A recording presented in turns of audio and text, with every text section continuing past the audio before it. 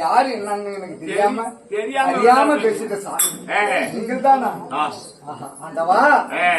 கங்கை கரை தோட்டம் கண்ணி பெண்டு தோட்டம்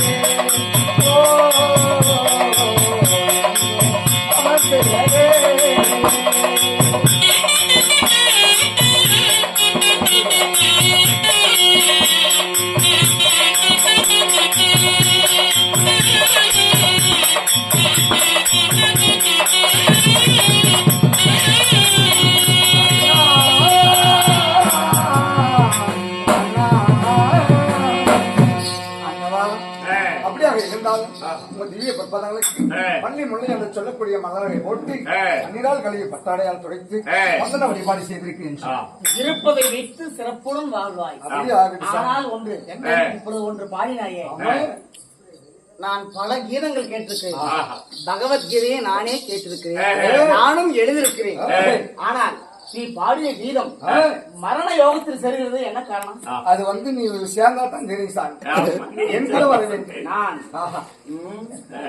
உன்னை கொண்டு போறதுக்கு தான் நான் வந்திருக்கிறேன். தூணிலில் இருப்பேன் துரும்பிலில் இருப்பேன் என்று சொன்ன சாமி, ஏன் சுடுகாட்டுக்கு வரக்கு தயக்கம் என்ன? அங்கே போக வேண்டியதானே.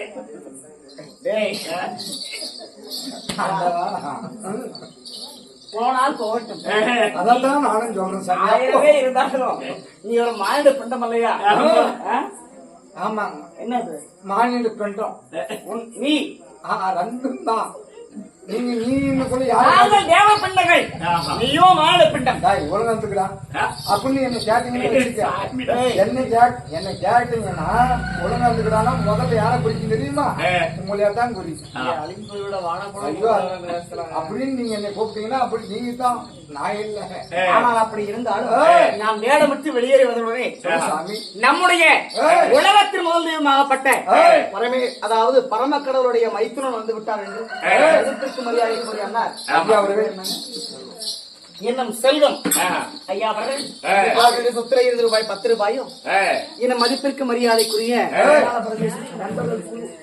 என அங்காள பரமேஸ்வரியுடைய நண்பர்கள் குழு பணம் ஒரு ஆள் கொடுத்தாலும் அவருடைய பங்காளிகளுடைய பெயரெல்லாம் அங்க இருக்கணும். அது மட்டும் கிடையாது, பேர்ல மட்டும் செல்வம் கிடையாது, அவர் குணத்திலுமே செல்வம் தான்.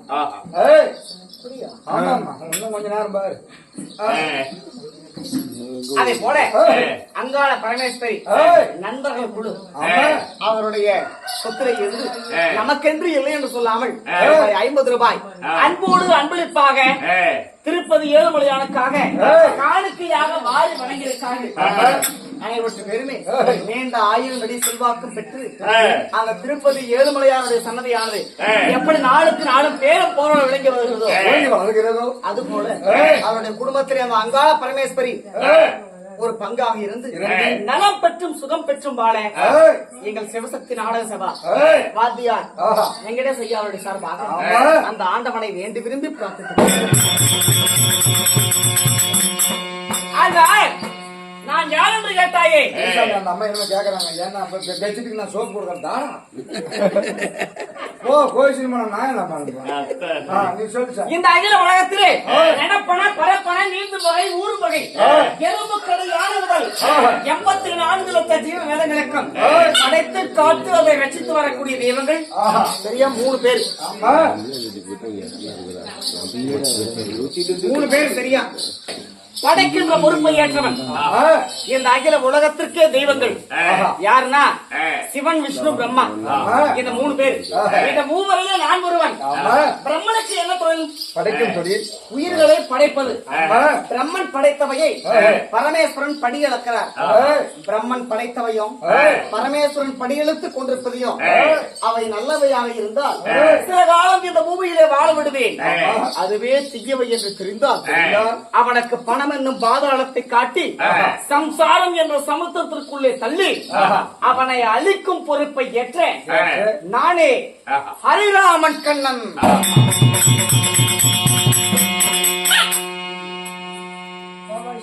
இந்த உலகத்தின் 33 கோடி தேவர்கள், 8000 கோடி ரிஷிமார்கள், எண்ணர் கெம்புடன் அசதுக்கு பாலவர சித்தி வித்தியாசர்கள் தேவ தேவர்கள் அனைவற்று பேருமே தலை வணங்கி இருக்கும் என் பெயர் தான் விஷ்ணு பெருமான் என்று சொல்லக்கூடிய ஏழுமலையான்.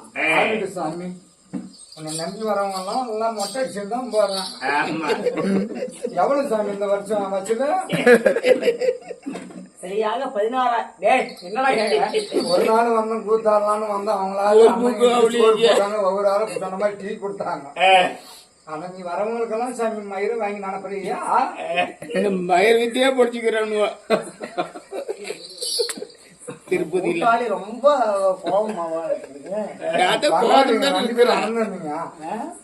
என்ன சொன்னேன்னா உடனே கோபம் வந்துடும்.